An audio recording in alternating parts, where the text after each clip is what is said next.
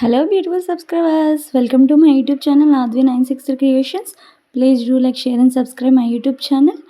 మళ్ళీ రైస్ కుక్కర్లో అందరికీ తెలిసింది ఈజీ అయిన వంటకం ఉప్మా. కానీ ఈ ఉప్మా ఎలా చేసుకోవాలో అందరికీ తెలుసు కాబట్టి ఫస్ట్గా కొంచెం ఆయిల్ వేసేసుకోవాలి. ఆయిల్ వేసేసుకున్న తర్వాత అది వేడైన తర్వాత మనం లిడ్ క్లోజ్ చేస్తే వామ్లోకి వచ్చేసిద్ది, కుక్కలోకి వచ్చేసిద్ది. తర్వాత ఇంకా మనం కొంచెం ఆవాలు, జీలకర్ర వేసేసుకుంటాం. ఆనియన్, పచ్చిమిర్చి, కరివేపాకు కూడా వేసేసుకొని సాల్ట్ వేసుకొని వేపేసుకుంటాము. వేయించిన తర్వాత మనం ఏం చేస్తాము, కొంచెం ఏ గ్లాస్తో రవ్వ తీసుకుంటామో ఆ గ్లాస్తో 3 కప్స్ వాటర్ బాయిల్ చేసేసుకొని బాగా బాయిలింగ్ అయిన తర్వాత ఇంకా మనం రవ్వ వేసుకుంటాం కదా ఫ్రెండ్స్. అలాగే ఇది బొంబాయి రవ్వ ఉప్మా. ఇక్కడ ఈ బొంబాయి రవ్వ ఉప్మా మాత్రమే దొరుకుతుంది, గోధుమ రవ్వ దొరకదు. అలా చేసేసి సన్న మంట మీద ఉన్నప్పుడు మనం పైకి తెల్లినప్పుడు రవ్వ కూడా కలిపేసుకుంటాం కదా. సన్నగా అది ఉడుకుతూ ఉంటుంది. ఉడుకుతున్నప్పుడు మనం లిడ్ క్లోజ్ చేయకపోతే మీదికి వచ్చేస్తుంది. అందుకని లిడ్ క్లోజ్ చేసేసి మధ్య మధ్యలో కలుపుకుంటూ ఉండాలి, లేకపోతే అడుగంటిపోతుంది ఫ్రెండ్స్.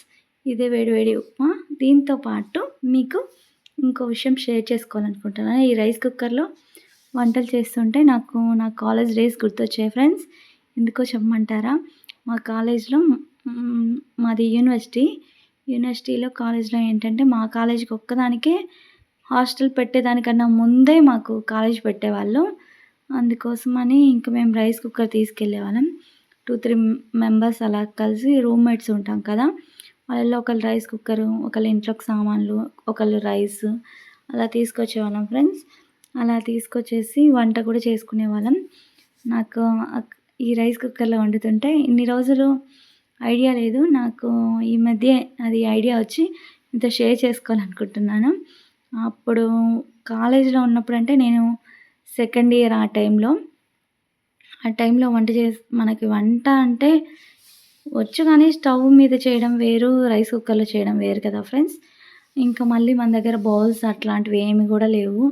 రైస్ కుక్కర్ది ఒక్క గిన్నె ఇక్కడ ఎలా ఉందో అలాగే ఉండేది అప్పుడు కూడా. ముందు ఒక కర్రీ చేసేసుకోవడము, అది తీసి పక్కన పెట్టుకోవడము, మళ్ళీ టిఫిన్ చేసుకోవడము, మళ్ళీ అది బౌల్ వాష్ చేసుకోవడము, టిఫిన్ తినేసేసి బౌల్ వాష్ చేసుకొని మళ్ళీ బియ్యం ముందే కడిగి పెట్టుకుంటాము. ఆ రైస్ కాలేజ్కి వెళ్ళే ముందు దాంట్లో వేసేసి వాటర్ వేసేసి స్విచ్ చేసి వెళ్ళేవాళ్ళము, మళ్ళీ కరెంట్ ఉండిద్దో లేదో అని. ఇంకా మేము వచ్చేసరికి అది ఉడికేది 12:30కి 1కి అలా నడుచుకుంటే వచ్చేవాళ్ళము.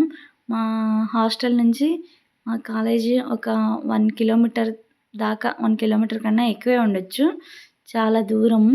ఇంకా మా లంచ్ బ్రేక్లో ఇంకా అప్పుడు మేము ముందే వండుకోకపోతే ఇంకా మేము తినడానికి కూడా ఉండేది కాదు.